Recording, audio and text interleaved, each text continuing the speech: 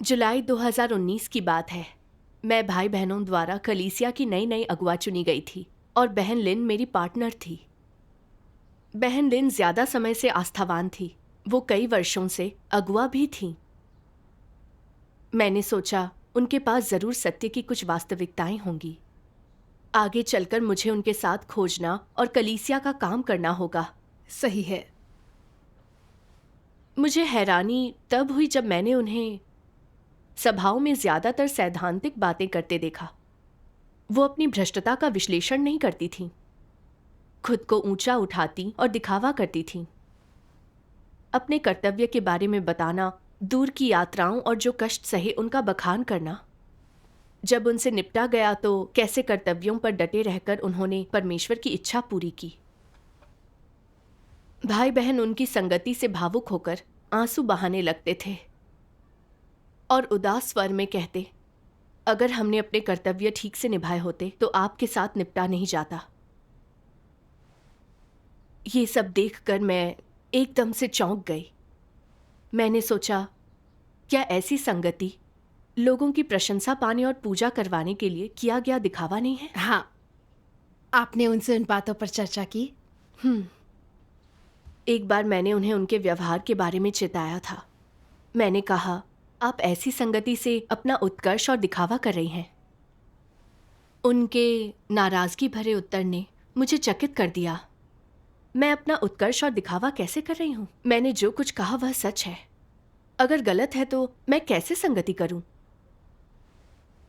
उनका यह रवैया देखकर मैंने बस इतना कहा, आपको परमेश्वर के वचन पढ़कर आत्मचिंतन करना चाहिए। कुछ ही समय बाद मुझे बताए बिना बहन लिन ने एक अप्रशिक्षित बहन को सुसमाचार के प्रचार कार्य में लगा दिया और जो बहन प्रचार में प्रशिक्षित थी उसे किसी दूसरे काम में लगा दिया। इससे सुसमाचार कार्य की प्रगति पर असर पड़ा। उन्होंने बिना सिद्धांतों के लोगों को बदल दिया। बिल्कुल। और कुछ दिनों बाद वास्तविक पृष्ठभूमि पर विचार किए बिना बहन लिन ने एक नवविश्वासी को, जो सत्य मार्ग में कच्चा था, सुसमाचार का प्रचार करने भेज दिया। वह इतना परेशान हो गया कि विश्वास त्यागने ही वाला था, लेकिन उसे सही समय पर सिंचन उपयाजक की मदद मिली और नवविश्वासी की स्थिति संभल गई। जब मुझे पता चला तो मैंने उन्हें फिर चेताया कि हमारे सिद्धांत होने चाहिए, मनमाने ढंग से कार्य नहीं करना चाहिए, अपने पार्टनर के साथ ही कुछ भी तय करना चाहिए। सही बात है। उन्होंने नकार दिया, जिम्मेदारी से इनकार कर दिया और अपना बचाव किया। उन्होंने आत्मचिंतन का प्रयास नहीं किया। ख्याल आया कि उनकी संगति हमेशा सैद्धांतिक होती थी। वह मनमाने ढंग से काम करती, सत्य के सिद्धांत नहीं खोजती। उनके झूठी अगुआ होने की बात से निश्चित होकर मैं अगुआ को इसकी रिपोर्ट करना चाहती थी, लेकिन थोड़ी हिचकिचाहट भी थी। मैंने सोचा कि बहन लिन बरसों से अगुआ रही हैं। हमारे अगुआओं ने उनकी तरक्की को लेकर चर्चा की थी। अगर मैं रिपोर्ट कर उन्हें एक झूठी अगुआ कहूं, क्या हमारे अगुआ ये नहीं कहेंगे कि मैं बहुत अहंकारी हूं, अगुआ बनते ही दूसरों पर आंख मूंद कर आरोप लगा रही हूं? अगर बहन लिन को पता चला कि मैंने उनकी रिपोर्ट की है तो वह अगुआओं के बीच मेरे बारे में बुरा कह सकती हैं। ऐसा हुआ तो क्या अगुआ मुझे बर्खास्त कर देंगे? ये सोचकर मैंने उनकी रिपोर्ट करने का विचार त्याग दिया। लेकिन अगर मैंने रिपोर्ट नहीं की तो वह अगुआ बनी रहेंगी। इससे भाई बहनों और कलीसिया के काम को नुकसान पहुंचेगा। हाँ, उन दिनों मैं दुविधा और अनिश्चय की स्थिति में थी कि क्या करूं। मैंने परमेश्वर से प्रार्थना की, हे परमेश्वर, मुझे अपनी इच्छा समझाओ और अभ्यास का मार्ग दो। फिर मैंने परमेश्वर के वचन पढ़े। मैं पढ़कर सुनाती हूँ।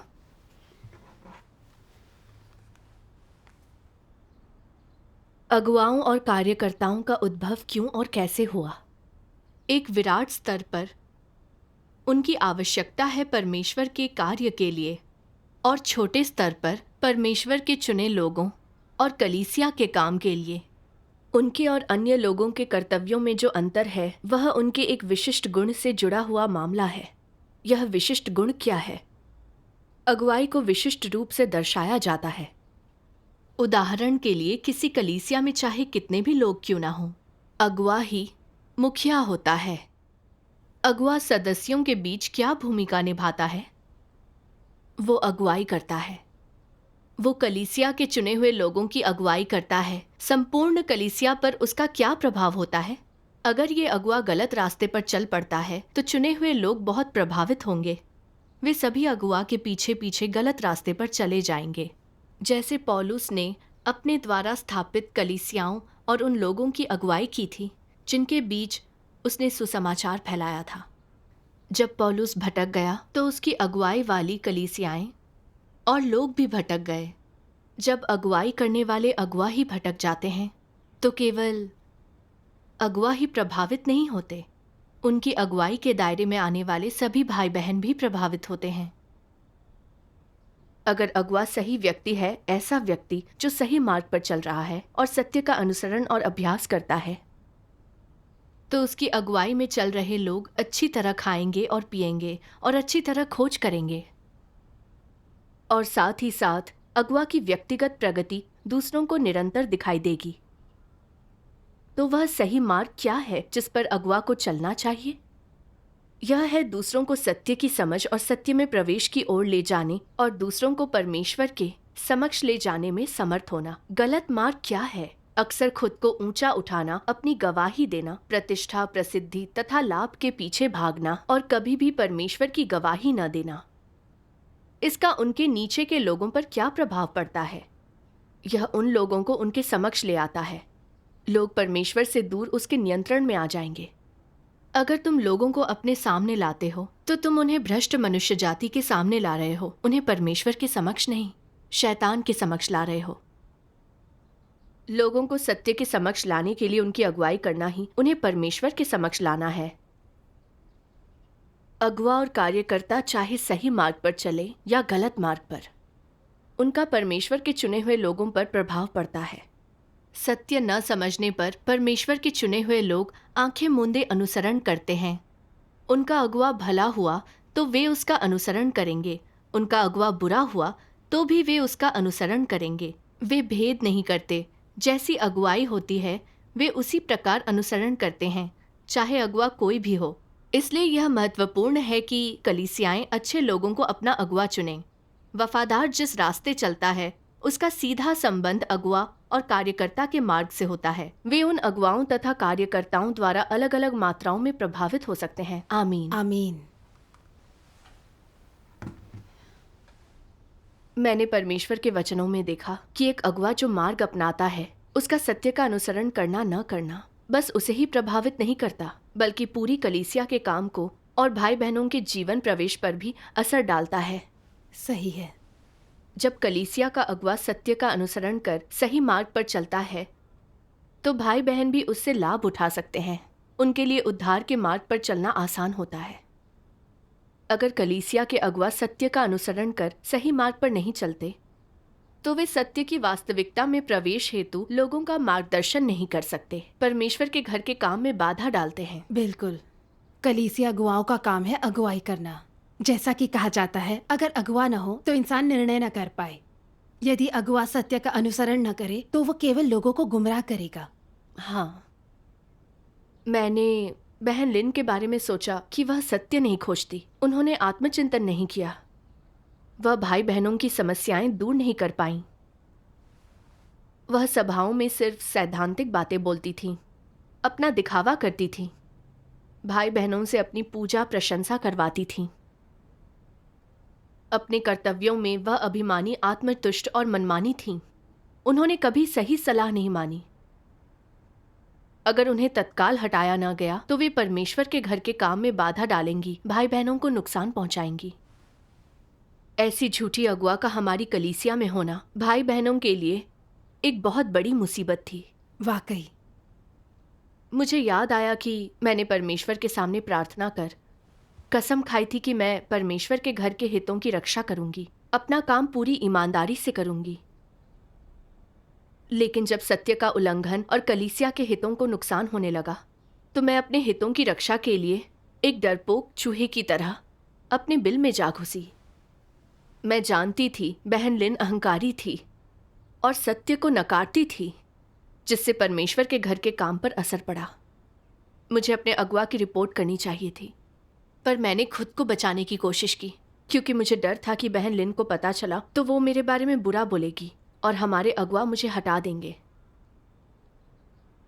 एक झूठी अगवा परमेश्वर के घर के काम में बाधा डालती रही। मैं सिर्फ तमाशा देखती रही। मैं स्वार्थी और नीच थी। मुझ में ज़मीर था ही नहीं। मैं और स्वार्थी नहीं बन सकती थी। मुझे सत्य का अभ्यास कर न्याय की भावना से युक्त होना था। परमेश्वर के घर के हितों की रक्षा करनी थी। एहसास होने पर मैंने अपने अगुवाओं की रिपोर्ट करने का फैसला किया। परमेश्वर का धन्यवाद, यह परमेश्वर की इच्छा के अनुरूप है। एक दिन अपने अगुवाओं के साथ एक सभा में मैंने बहन लिन का व्यवहार विस्तार से बताया।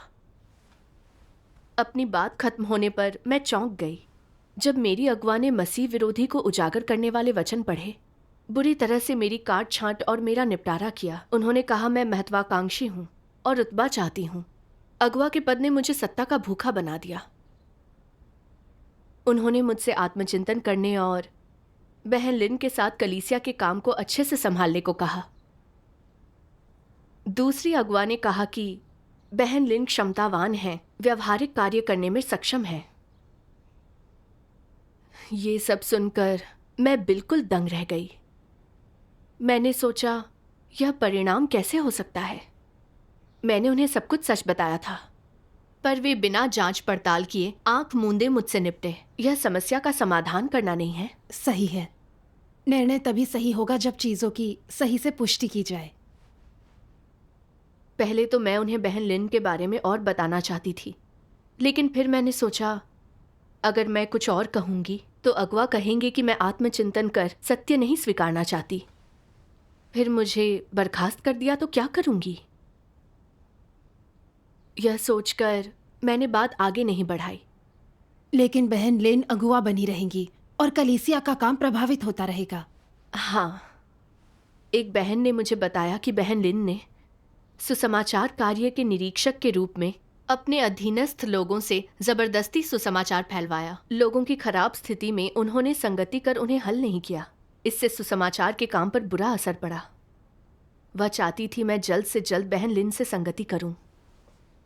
मैंने सोचा, एक अगुवा का सबसे महत्वपूर्ण कार्य परमेश्वर के वचनों पर संगति कर भाई बहनों की कठिनाइयों को दूर करना है। बहन लिन लगातार उपदेश देती, लेकिन वास्तविक समस्या नहीं सुलझाती। क्या उनकी संगति केवल खोखले सिद्धांत नहीं है? सही है। मैं इस समस्या पर चर्चा करने के लिए सीधे बहन लिन के पास गई।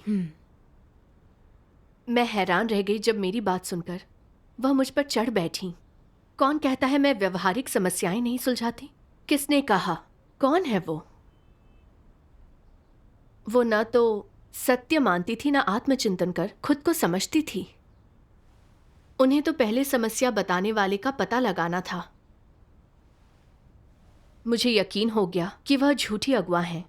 अगर वह अपना काम करती रहीं तो परमेश्वर के घर के काम को नुकसान पहुंचाएंगी और उसमें देरी करेंगी। इसकी सूचना मैं अपने अगुवाओं को देना चाहती थी, पर रिपोर्ट करने पर पहले जो हुआ वो याद आया। बहन लिन को हटाने के बजाय अगुवाओं ने मेरा ही निपटारा कर दिया था। अगर मैंने फिर उन्हें सूचना दी तो क्या अगुवा यह नहीं सोचेंगे कि मैं बहन लिन के काम में समस्याएं ढूंढ रही हूं? उन्हें लगेगा मैं सही इंसान नहीं हूं, अच्छी पार्टनर नहीं बन सकती। वे परमेश्वर के घर के काम में बाधा डालने के लिए मेरी निंदा करेंगे, मुझे काम से हटा देंगे, आध्यात्मिक चिंतन के लिए भेज देंगे। ये सब सोचकर मैं फिर से चिंता में पड़ गई। लेकिन रिपोर्ट न करने से मुझे चैन नहीं मिल रहा था, तो मैंने परमेश्वर से प्रार्थना की, परमेश्वर, मैं जानती हूं कि बहन लिन झूठी अगुवा हैं, मुझे उनकी रिपोर्ट करनी चाहिए, पर मैं अंधेरी ताकतों से विवश हो जाती हूं। मुझे डर है मेरा निपटारा कर दिया जाएगा। परमेश्वर, मेरा मार्गदर्शन कर ताकि मैं खुद को जानूं। भक्ति के दौरान परमेश्वर के वचनों के एक वीडियो पाठ से मुझे बहुत मदद मिली। आइए साथ मिलकर देखें। ठीक है।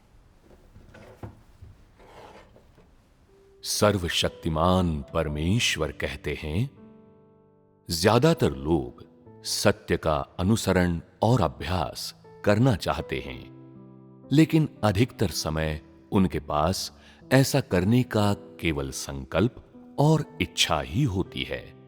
सत्य उनका जीवन नहीं बना है। इसके परिणाम स्वरूप जब लोगों का बुरी शक्तियों से वास्ता पड़ता है या ऐसे दुष्ट या बुरे लोगों से उनका सामना होता है जो बुरे कामों को अंजाम देते हैं, या जब ऐसे झूठे अगुवाओं और मसीह विरोधियों से उनका सामना होता है जो अपना काम इस तरह से करते हैं जिससे सिद्धांतों का उल्लंघन होता है, इस तरह परमेश्वर के घर के कार्य को नुकसान उठाना पड़ता है और परमेश्वर के चुने गए लोगों को हानि पहुंचती है। वे डटे रहने और खुलकर बोलने का साहस खो देते हैं। जब तुम्हारे अंदर कोई साहस नहीं होता, इसका क्या अर्थ है?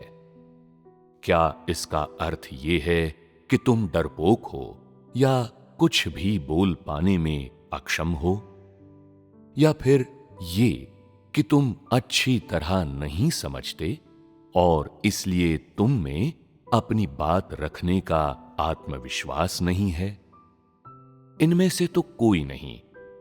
बात यह है कि तुम कई प्रकार के भ्रष्ट स्वभावों द्वारा नियंत्रित किए जा रहे हो। इन सभी स्वभावों में से एक है कुटिलता। तुम ये मानते हुए सबसे पहले अपने बारे में सोचते हो, अगर मैंने अपनी बात बोली तो इससे मुझे क्या फायदा होगा? अगर मैंने अपनी बात बोलकर किसी को नाराज कर दिया तो हम भविष्य में एक साथ कैसे काम कर सकेंगे? ये एक कुटिल मानसिकता है ना? क्या ये एक कुटिल स्वभाव का परिणाम नहीं है? एक अन्य स्वार्थी और कृपण स्वभाव होता है। तुम सोचते हो परमेश्वर के घर के हित का नुकसान होता है तो मुझे इससे क्या लेना देना है? मैं क्यों परवाह करूं? इससे मेरा कोई ताल्लुक नहीं है। अगर मैं इसे होते देखता और सुनता भी हूं तो भी मुझे कुछ करने की जरूरत नहीं है। ये मेरी जिम्मेदारी नहीं है, मैं कोई अगुवा नहीं हूं। इस तरह की चीजें तुम्हारे अंदर हैं, जैसे वे तुम्हारे अवचेतन मस्तिष्क से अचानक बाहर निकल आई हों, जैसे उन्होंने तुम्हारे हृदय में स्थायी जगहें बना रखी हों। ये मनुष्य के भ्रष्ट शैतानी स्वभाव हैं। तुम वास्तव में जो सोचते हो वो कभी नहीं कहते। वो सब तुम्हारे दिलो दिमाग में पूर्व संपादित होता है। तुम्हारी हर बात झूठ होती है, तथ्यों के विपरीत होती है। वो सब तुम्हारे झूठे बचाव में तुम्हारे फायदे के लिए होता है। कुछ लोग झांसे में आ जाते हैं और तुम्हारे लिए यह काफी होता है। तुम्हारे शब्द और कार्य अपना लक्ष्य हासिल कर लेते हैं। तुम्हारे दिल में यही है, ये तुम्हारे स्वभाव हैं। तुम पूरी तरह से अपने शैतानी स्वभावों के नियंत्रण में हो। अपनी कथनी करनी पर तुम्हारा कोई जोर नहीं चलता। तुम चाहकर भी सच नहीं बोल पाते या ये नहीं बता पाते कि तुम वास्तव में क्या सोचते हो। चाहकर भी सत्य का अभ्यास नहीं कर पाते। चाहकर भी अपनी जिम्मेदारियां पूरी नहीं कर पाते। तुम जो भी कहते, करते और अभ्यास में लाते हो वो सब झूठ है और तुम सिर्फ आलसी और बेपरवाह हो। स्पष्ट रूप से तुम अपने शैतानी स्वभाव से पूरी तरह बंधे हुए हो और उसके काबू में हो सकता है तुम सत्य को स्वीकार करना और उसके लिए प्रयास करना चाहो, लेकिन ये तुम पर नहीं है, तुम भ्रष्ट देह की एक कठपुतली के सिवाय कुछ नहीं हो। तुम शैतान के साधन बन गए हो। तुम वही कहते और करते हो जो तुम्हारा शैतानी स्वभाव तुमसे कहता है। अपने दिल में तुम सोचते हो, मैं इस बार कड़ी मेहनत करने वाला हूं और मैं परमेश्वर से प्रार्थना करूंगा। मुझे दृढ़ रहना है और उन लोगों को फटकारना है जो परमेश्वर के घर के काम में बाधा डालते हैं, जो अपने कर्तव्य के प्रति गैर जिम्मेदार हैं। मुझे ये जिम्मेदारी संभालनी चाहिए। तो बड़ी मुश्किल से तुम हिम्मत जुटाते और बोलते हो। नतीजतन जैसे ही दूसरा व्यक्ति मेज पीटता और क्रोधित होता है, तुम पीछे हट जाते हो। क्या तुम वास्तव में प्रभारी हो? तुम्हारा दृढ़ निश्चय और संकल्प किस काम आया? वे बेकार रहे। तुम निश्चित रूप से कई बार ऐसी परिस्थितियों का सामना कर चुके हो।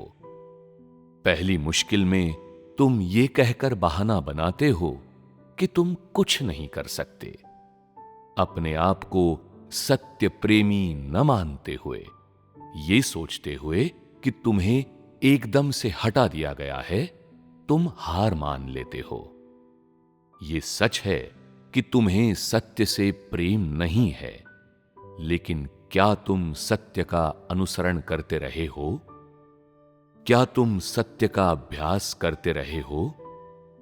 इतने सालों तक उपदेश सुनकर क्या तुमने कुछ नहीं समझा है? तुम सत्य का लेश मात्र भी अभ्यास क्यों नहीं कर पाते? तुम कभी सत्य की खोज नहीं करते। सत्य का अभ्यास तो तुम और भी कम करते हो। तुम बस प्रार्थना करते रहते हो, अपना निश्चय दृढ़ करते हो, संकल्प करते हो और शपथ लेते हो। ये सब करके तुम्हें क्या मिला है? तुम अब भी हर बात का समर्थन करने वाले व्यक्ति ही हो। तुम किसी को नहीं उकसाते और न ही किसी को नाराज करते हो।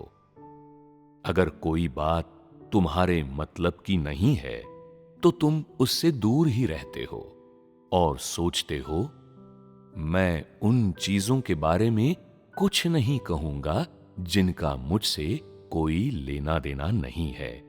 इनमें कोई अपवाद नहीं है। अगर कोई चीज मेरे हितों, मेरे रुतबे या मेरे आत्मसम्मान के लिए हानिकारक है, मैं उस पर कोई ध्यान नहीं दूंगा। इन सब चीजों पर सावधानी बरतूंगा।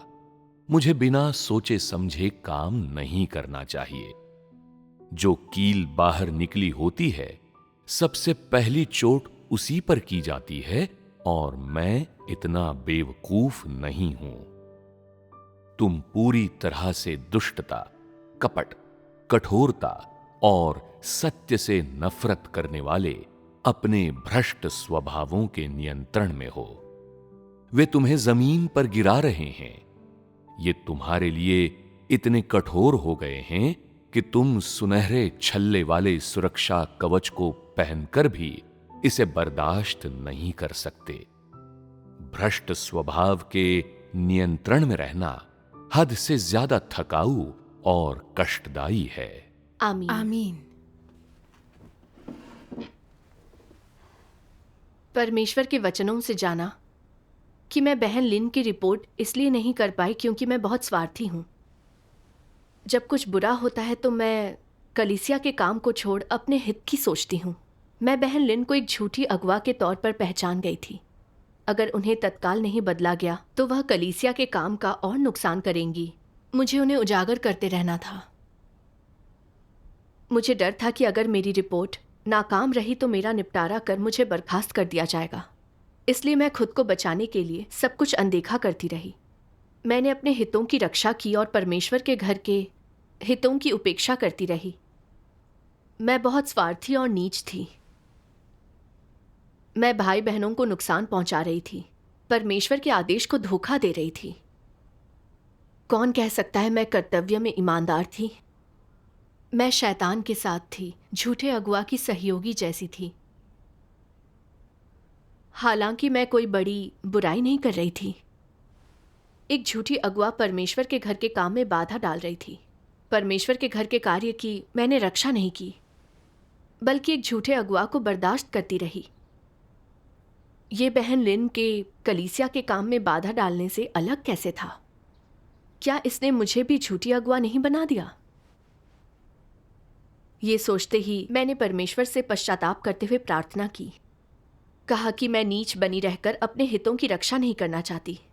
मैं सत्य का अभ्यास कर बहन लिन की रिपोर्ट करना चाहती हूँ। परमेश्वर का धन्यवाद।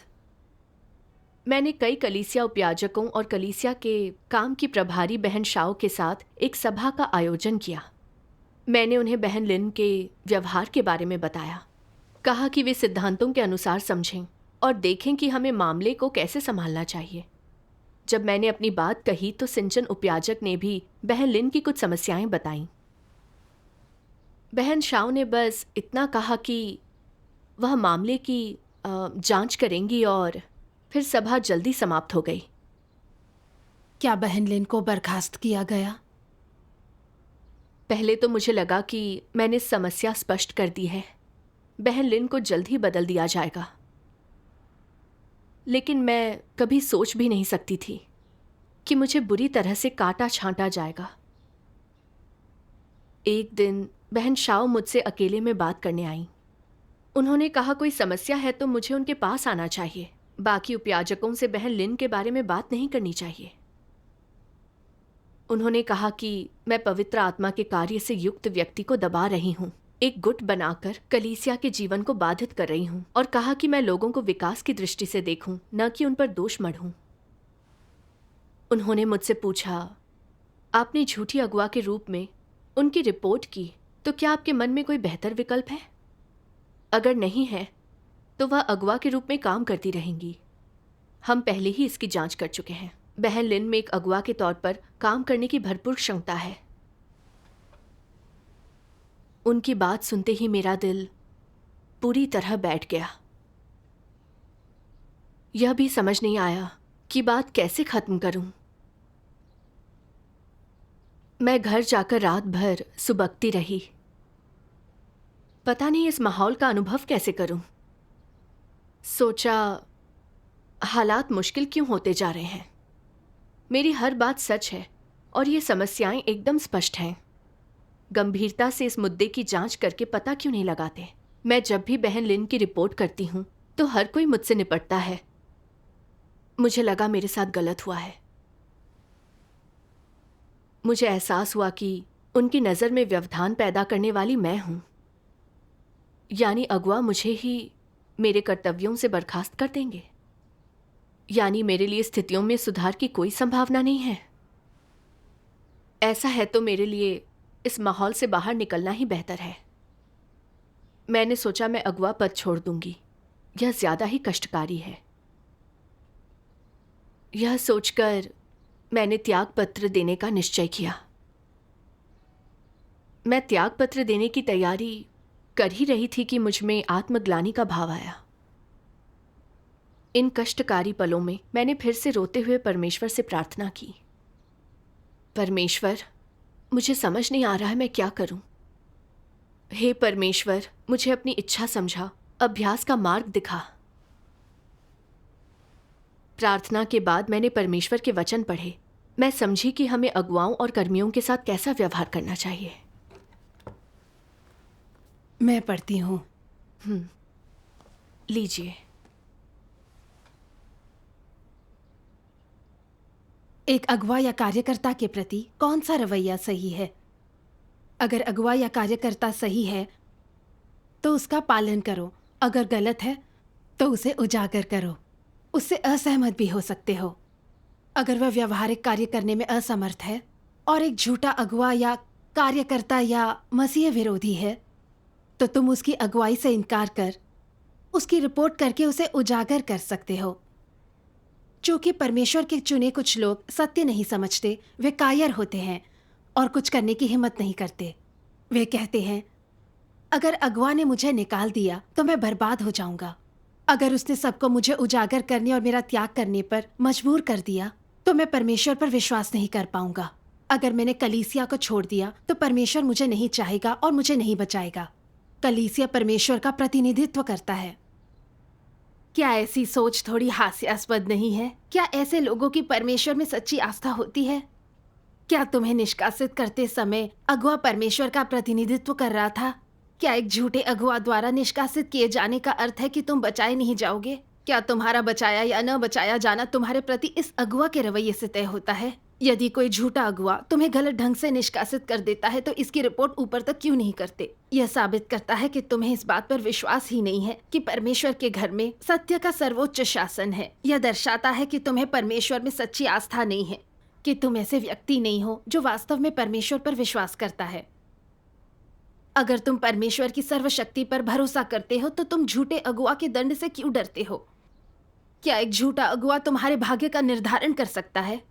यदि तुम भली भांति समझने और यह पता लगाने में सक्षम हो कि उसके कार्य सत्य के विपरीत हैं, तो परमेश्वर के उन चुने हुए लोगों के साथ संगति क्यों नहीं करते जो सत्य समझते हैं? तुम्हारे पास मुंह है तो तुम बोलने की हिम्मत क्यों नहीं करते? तुम एक झूठे अगुआ से इतना डरते क्यों हो?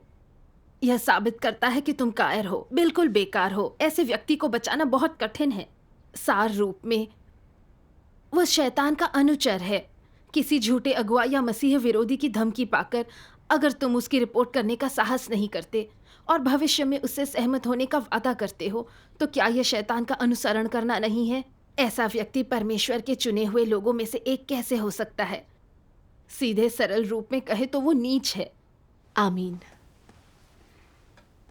इन वचनों पर विचार कर मैंने महसूस किया, अगुवाओं से पेश आते समय हमें सत्य के सिद्धांतों पर कायम रहना चाहिए, न कि उनकी बात माननी चाहिए। हाँ, जब वे सत्य के सिद्धांतों के अनुरूप काम करें तो हमें उनका सहयोग करना चाहिए, लेकिन व्यवहारिक काम न करने वाले झूठे अगुवाओं को उजागर कर उनकी रिपोर्ट करनी चाहिए और निकाल देना चाहिए।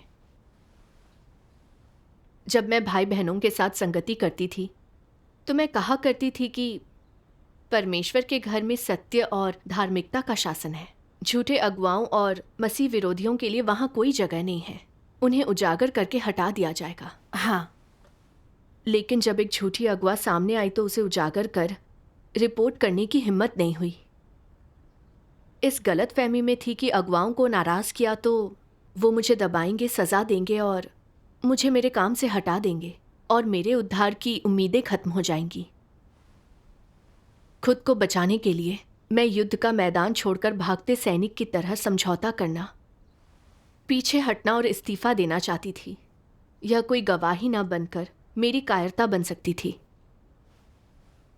मेरी नियति परमेश्वर के हाथों में है, मेरा उद्धार भी उसी के हाथों में है, जो इससे तय होता है कि मैंने सत्य का अभ्यास करके जीवन स्वभाव बदला है या नहीं, न कि कोई अगवा तय करता है। बिल्कुल। परमेश्वर के घर में सत्य और मसीह का शासन है। झूठे अगुआ की रिपोर्ट करना परमेश्वर के घर के हितों की रक्षा करना है, जो कि सकारात्मक और उसकी इच्छा अनुसार है। अगर अगुआ मेरा निपटारा या मुझे बर्खास्त भी कर दे तो भी मेरा मानना है कि परमेश्वर हर चीज़ की जांच करता है, सच सामने आ ही जाएगा। सही है, परमेश्वर धार्मिक है और वह हर चीज की जांच करता है। परमेश्वर झूठे अगुवाओं को कलीसिया में इसलिए आने देता है ताकि हम वास्तविक समझ विकसित कर सकें, उनके हाथों धोखा ना खाएं या विवश ना हो, ताकि हम सत्य का अभ्यास करें, डटकर झूठे अगुवाओं को उजागर कर सकें और हम शैतान से लड़ें। क्योंकि परमेश्वर को योग्य सैनिक चाहिए जो शैतान की दुष्ट ताकतों के सामने परमेश्वर की गवाही दे सकें। हाँ, एक कलीसिया अगुआ के रूप में मेरा कर्तव्य कलीसिया के काम की रक्षा करना था। भाई बहनों को झूठे अगुवाओं और मसीह विरोधियों से बचाना था। सत्य समझने और पहचान कर पाने में की राह दिखानी थी ताकि वे झूठे अगुवाओं को पूरी तरह नकार सकें। इन बातों को समझ लेने पर मुझे अगुवाओं के हाथों विवश होने के बजाय झूठे अगुआ की रिपोर्ट करनी चाहिए। परमेश्वर का धन्यवाद। मैंने परमेश्वर से प्रार्थना की, हे परमेश्वर, मैं गलत थी, मैं पश्चाताप करना चाहती हूँ, अपनी रक्षा करते हुए भागना नहीं चाहती। मैं यह मामला तेरे हाथों में सौंपती हूँ। अगर फिर मौका मिला तो मैं इस झूठी अगवा की रिपोर्ट करूंगी। मुझे राह दिखा। आमीन। तो फिर क्या हुआ? उसके कुछ दिन बाद ही अहंकार, मनमानी और व्यवहारिक काम न करने की वजह से मेरे वरिष्ठ अगुवाओं को एक एक करके हटा दिया गया। तो मैंने बहन लिन के व्यवहार की सूचना नवनिर्वाचित अगुवाओं को दी। उसी समय भाई बहनों ने भी मेरे पास आकर बहन लिन का मूल्यांकन करने के लिए मेरे साथ संगति की। हमने सर्वसम्मति से तय किया कि वह झूठी अगवा हैं, उनकी रिपोर्ट करनी चाहिए। परमेश्वर का धन्यवाद। जब मैंने देखा कि भाई बहनों ने बहन लिन को पहचान लिया है, वे परमेश्वर के घर की रक्षा करने के लिए तैयार हैं, तो मुझे शर्म आई, क्योंकि मुझे लगा कि मैंने लापरवाही की। अगर मैं बहन लिन की रिपोर्ट करना जारी रखती तो शायद भाई बहन उन्हें पहले ही पहचान चुके होते। जब मैंने अगुवाओं को उन्हें जल्दी ही हटा देने की बात करते सुना तो मैं भावुक होकर इस बात पर रो ही पड़ी थी। कुछ दिनों बाद ही बहन लिन को बर्खास्त कर दिया गया। कलीसिया ने एक नई अगवा चुन ली और कलीसिया का काम फिर से सामान्य हो गया। परमेश्वर का धन्यवाद। बहन लिन के बर्खास्त होने के कुछ दिन बाद ही हमारी कलीसिया के काम की देखरेख करने वाली बहन शाओ को भी अहंकारी स्वभाव, काम में लापरवाही और एक झूठे अगवा को बचाने के लिए बर्खास्त कर आत्मचिंतन के लिए घर भेज दिया गया। ये परिणाम देखकर मैंने परमेश्वर की धार्मिकता की स्तुति की, लेकिन मुझे और भी ज्यादा शर्म आई। अपने हितों की खातिर मैंने परमेश्वर के घर के हितों की परवाह न की। झूठे अगवा की मेरी रिपोर्ट जब दबा दी गई, मैं विश्वासघाती बनकर भाग जाना चाहती थी। मैं सिद्धांतों पर नहीं टिकी रही। मुझे परमेश्वर के धार्मिक स्वभाव की कोई समझ नहीं थी। मैं एकदम अज्ञानी थी। इस अनुभव के बाद ही मैं परमेश्वर के घर और दुनिया के अंतर को समझ पाई। दुनिया में हर कोई शैतानी लौकिक फलसफे के सहारे जीता है। ऐसे कपटी चाटुकार ही पूरी तरह फल फूल सकते हैं, लेकिन परमेश्वर के घर में सत्य, मसीह और धार्मिकता का बोलबाला होता है। हाँ, भले ही झूठे अगुआ और मसीह विरोधी कुछ समय सत्ता में रहें, लेकिन अंत में उन्हें आधार नहीं मिलता। सत्य और सिद्धांत पर अमल कर परमेश्वर के घर के हितों की रक्षा करना परमेश्वर की इच्छा के अनुरूप होना है। परमेश्वर का धन्यवाद। परमेश्वर का धन्यवाद।